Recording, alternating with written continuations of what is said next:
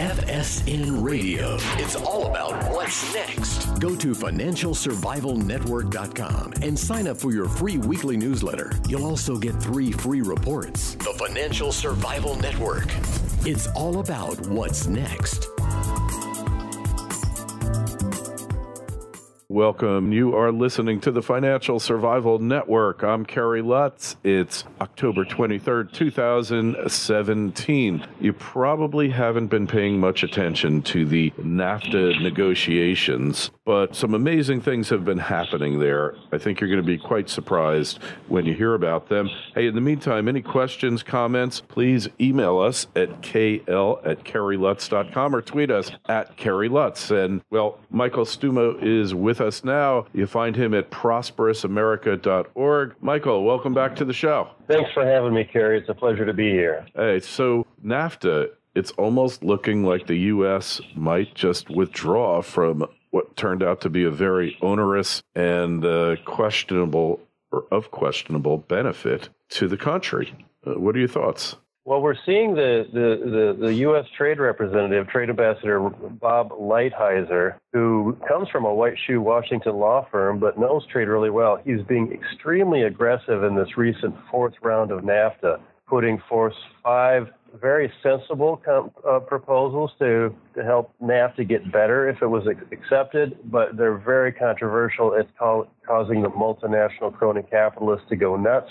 The free traders in Congress are going nuts. He's stiff-arming all of them and pushing forward with it, and the other agencies consisting of globalists in the administration. So I've never seen a trade representative. We've just never seen this movie before, where the U.S. Trade Representative has used to be just a pawn or a tool of the multinational offshoring lobby. But this one is different. It's very refreshing. Hey, so him combined with Wilbur Ross, too. You can't underestimate Wilbur Ross's involvement in this process either. Well, no, you can't. But this actually is the trade negotiations are led by the U.S. Trade Representative's office. You do have some involvement by the Department of Commerce, Department of State, and the Department of Treasury. And in the past, they used to kind of come to a consensus for these proposals. And we know with Steve Mnuchin, the Secretary of the Treasury, and Rex Tillerson's staff at State, they tend to be more globalist. But Lightziger is pushing. He is not doing consensus. The Trade Ambassador Lightziger is pushing very strong America First proposals. He is overruling the other agencies and telling them if they have a problem with it, talk to him first and then talk to the president. So even within the conflict of globalists versus nationalists in the administration, Lightziger is being very aggressive, and I'm sure Wilbur Ross is not, an obstacle here. So now we hear that the Canadians are real upset. The Chamber of Commerce, those wonderful people, Donahue, have basically teamed up with our adversaries here, Mexico and Canada. Were you surprised by that? No, the U.S. Chamber has always been more representative of foreign interests in creating jobs in foreign countries rather than here. It's some call them the U.S. Chamber of Crony Capitalists, but it's really the import lobby or the offshoring lobby, and it's perfectly. They're more aligned with the Canadians and the Mexicans in that they want to. When they talk about protecting global supply chains, what they're meaning is it's a nice word for saying protecting unlimited imports. Mm-hmm. And that's what they're doing. Ah, okay. Well, I kind of agree with that. And look, the Canadians want to protect their dairy industry. They've got all sorts of industries they want to protect. The Mexican government is intent on bringing in Chinese parts for whatever they're manufacturing there and kind of repackaging them or assembling them. And then they become a backdoor for China to get around various trade issues. So we've got this local content rule, which is just blowing their minds. Right. And if you hear in the news this thing, you hear something called rules of origin and you want to change the channel. But that's what it is, in that what is the minimum content from the U.S. and Mexico in a good or a product? What's the minimum content necessary to get preferential tariff treatment? And it's not very high right now, which means you can bring in a lot of stuff from China, put it into, modest assembly in Mexico, and get it into the U.S. tariff-free. So it's a backdoor, as you say, for China transshipping and getting the benefit of a NAFTA agreement without conceding anything, without even sitting down at the negotiating table. So they're a free rider by doing this. It's hurting American workers and our economy. Yeah, exactly. So, and that's something, like you say, people, your eyes kind of glaze over about it. Doesn't sound very important, but it really is important, isn't it? It's another way to offshore jobs unless they tighten it up and not only directly get rid of jobs, but for the jobs that are left, their wages are a lot less. So it's really hard on the American worker. Oh, yeah.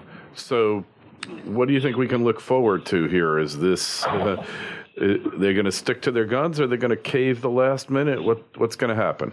Well, there's a few proposals here. There's this rule of origin. There's something on government procurement, which we used to say Mexico and Canada goods can be considered USA made for purposes of our government buying, under Buy American rules, because we have some rules saying we have to buy USA made for the government procurement. There's a big controversy with NAFTA sunsetting, where Lightziger, the U.S. trade rep, wants to make NAFTA a 5-year renewable agreement where it would automatically go away unless renewed.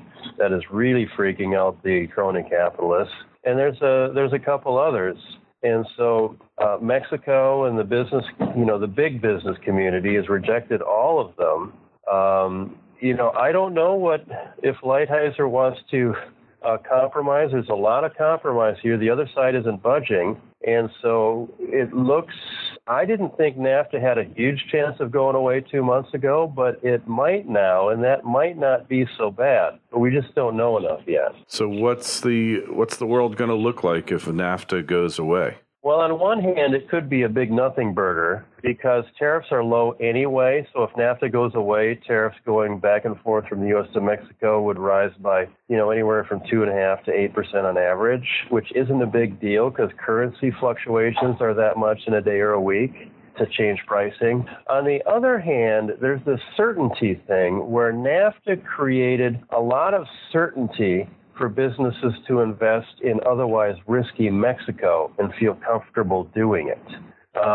If NAFTA is every 5 years and optional, or it goes away, Mexico becomes another quasi-failed state ruled by drug lords and corruption without the sort of guaranteed permanent protection of accessing the U.S. market. So the lack of certainty may make it less attractive to invest in Mexico and would then make the U.S., which has a lot of legal and economic certainty, look like a better place to be long term. So I think it would be good for the U.S., and frankly, Mexico needs to develop its own economy and not just rely on U.S. multinationals. So I'm hopeful. Yeah, so what happens with China? They're not going to be too happy about this, are they?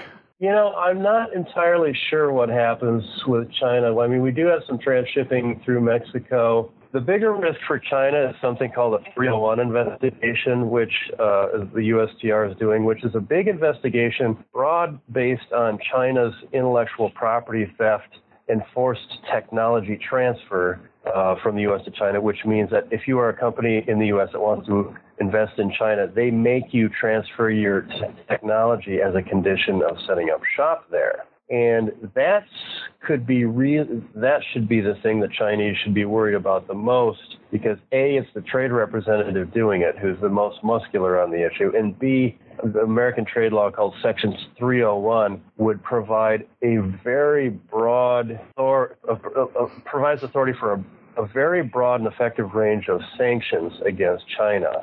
So I think that's a bigger risk for China, a bigger benefit for us than NAFTA. Mm-hmm.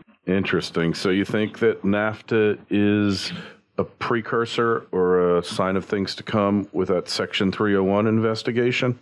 I think NAFTA, Section 301 is something, us trade walks, it's more like trade enforcement, which is enforcing the rules that already exist. NAFTA is more discretionary. It's like a trade agreement. I think NAFTA is more a forerunner if it goes away and Trump remains popular with it.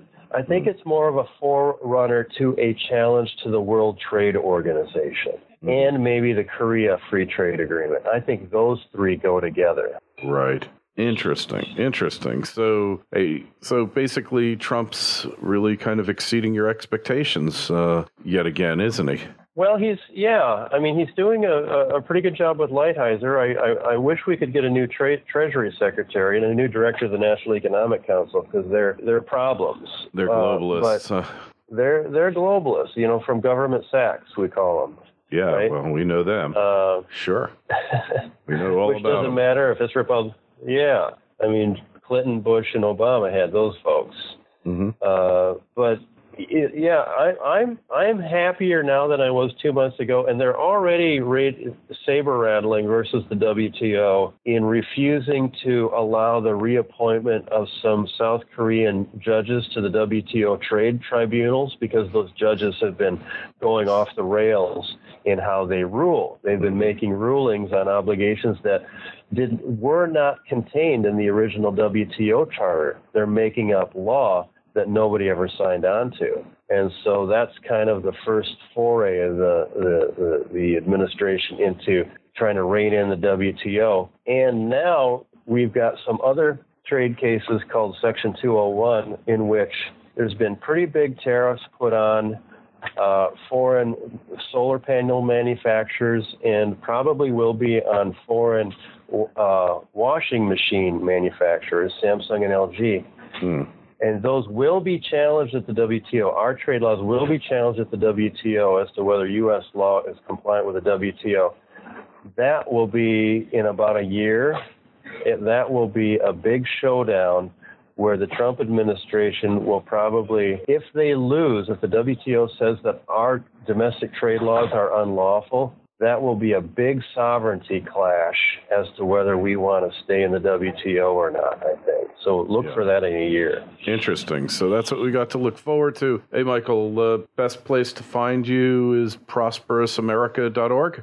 That's right. And listeners, I hope you sign up to receive our information, to keep up to date, and to know when it's time to act and let your congressman know to make America great through strong trade policy. Hey, well, it's about time. Hey, financialsurvivalnetwork.com. Go to the site, sign up for our newsletter, email us at kl@kerrylutz.com with any questions, Twitter feeds at Kerry Lutz, and the Facebook page, Financial Survival Network. Hey, Michael, thanks so much for being with us again. And hey, let's see what happens. It's definitely getting interesting, like everything else about the Trump administration. Thank you. Great to be here.